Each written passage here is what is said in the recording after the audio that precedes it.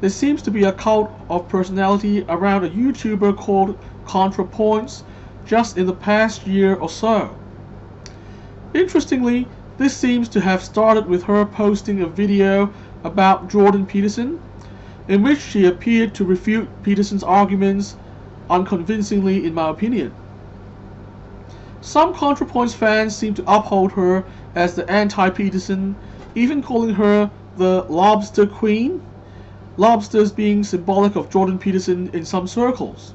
We've had SJWs rally around Lena Dunham and Anita Sarkeesian, anti-SJWs rally around Sargon and Milo, IDW intellectuals rally around Jordan Peterson and Sam Harris, and now anti-IDWs, if you can call them that, rally around ContraPoints.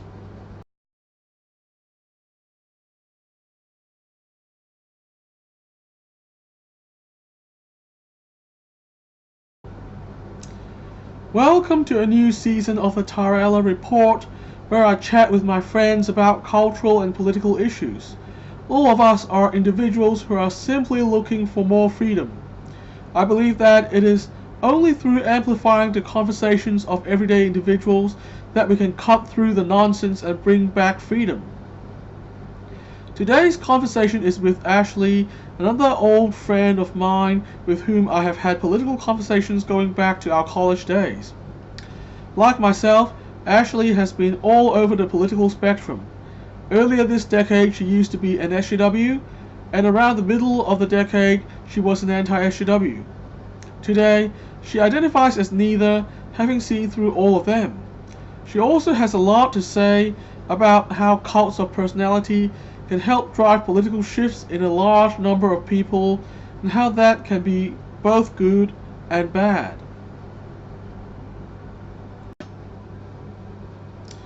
The topic of political evolutions is interesting.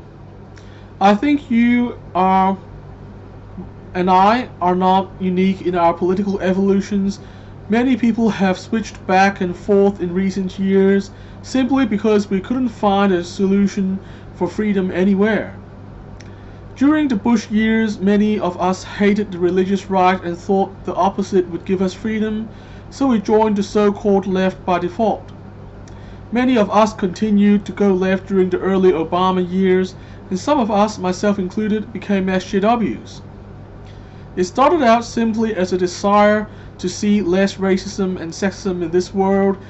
I even got involved in Tumblr SJWism for a while.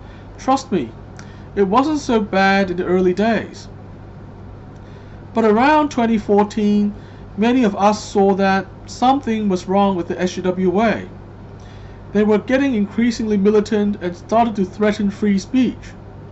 And then there were all these new taboos like cultural appropriation, even the idea that straight white people should speak less, as if this would be justice. Many of us felt like the SJW left was the new threat to freedom, so we became anti-SJW.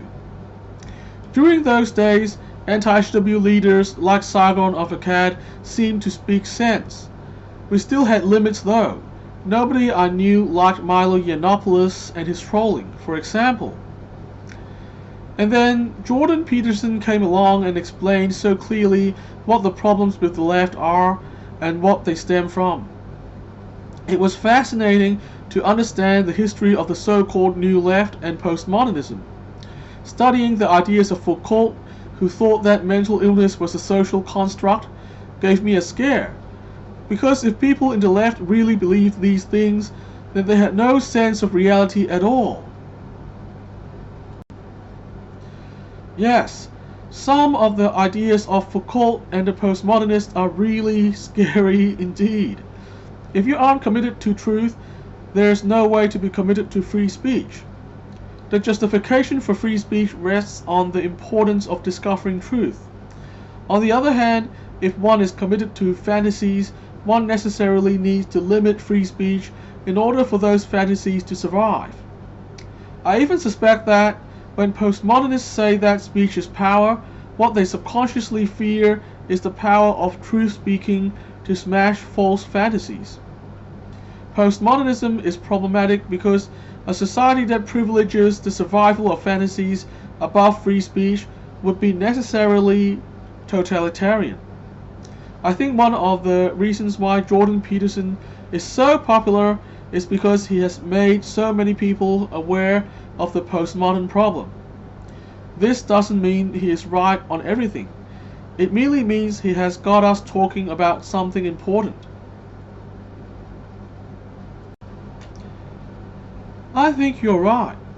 I guess in hindsight, a lot of anti-HWism was basically freedom-loving people beginning to see the problem, the postmodern worldview, and not liking what we saw. When we have the right language to describe the problem, we don't have to resort to saying crazy SJW every time. Besides, social justice is still inherently a good thing.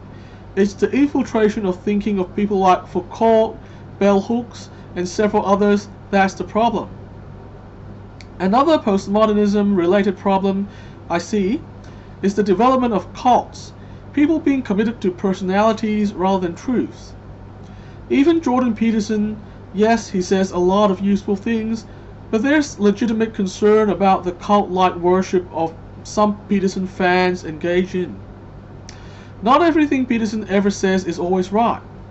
One thing I've learned in the last 10 years is, even if the SJW is objectively extreme, the anti-SJW is not always right either, and one always needs to hear all sides of each argument.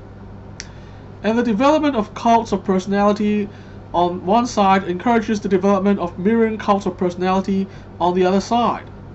For example, there seems to be a cult of personality around a YouTuber called ContraPoints just in the past year or so. Interestingly, this seems to have started with her posting a video about Jordan Peterson, in which she appeared to refute Peterson's arguments unconvincingly, in my opinion. Some ContraPoints fans seem to uphold her as the anti-Peterson, even calling her the lobster queen, lobsters being symbolic of Jordan Peterson in some circles. Again, meme culture on both sides contributes strongly to this cult of personality thing.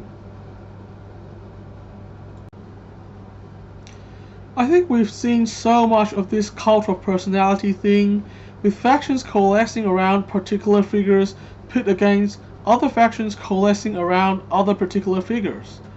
We've had SJWs rally around Lena Dunham and Anita Sarkeesian, anti-SJWs rally around Sargon and Milo, IDW intellectuals rally around Jordan Peterson and Sam Harris, and now anti-IDWs, if you can call them that, rally around ContraPoints. No wonder our politics is also going that way, with Hillary Clinton, Bernie Sanders, Donald Trump, Jeremy Corbyn, Boris Johnson, and Jacob Rees-Mogg all having cult-like followings. Just using American and British examples, I'm sure there are more in other countries. Our politics is all the poorer for this, because people stop debating ideas and start turning the whole show into a popularity contest like Political Idol. I mean, the 2006 film American Dreams was supposed to satirize this development, but we've gone up to a whole new level since then. You know, I blame meme culture for a large part of this. Memes are good for creating cults of personality, but they are not useful for actually thinking about and discussing serious ideas. Meme-based politics is ultimately empty and even distorted, like squashing a 3D object down into 2 dimensions, if you know what I mean. I think the emergence of ContraPoints is perhaps the ultimate result of meme culture. A lot of her popular videos have titles based on memes. She references a lot to memes in her videos, and she has been turned into a meme by her fans who call her the lobster queen. Another thing is, the meme-like quality of ContraPoints is further enhanced by fans putting her in some sort of competition with other characters, as seen in her fanbase's recent delight when her subscriptions passed that of another YouTuber she had discussed in the past, Blair White. There wasn't any actual competition between these two, But many ContraPoints fans imagine there to be a competition, maybe for some sort of YouTube idol. You know, this is getting unhealthy. Yes, I agree that we need to get away from the popularity contest mentality and back to the truth-seeking mentality that the Enlightenment and classical liberalism represents. This is why I discuss ideas from every side of politics and culture here on my show. This is why I don't tend to pick sides in popularity contests. That's all for today. I'll be back next time with another conversation. Subscribe if you want to follow our story. The transcripts are available on my website and my Medium profile. And remember to resist the hive mind and stay individualistic. The world depends on it.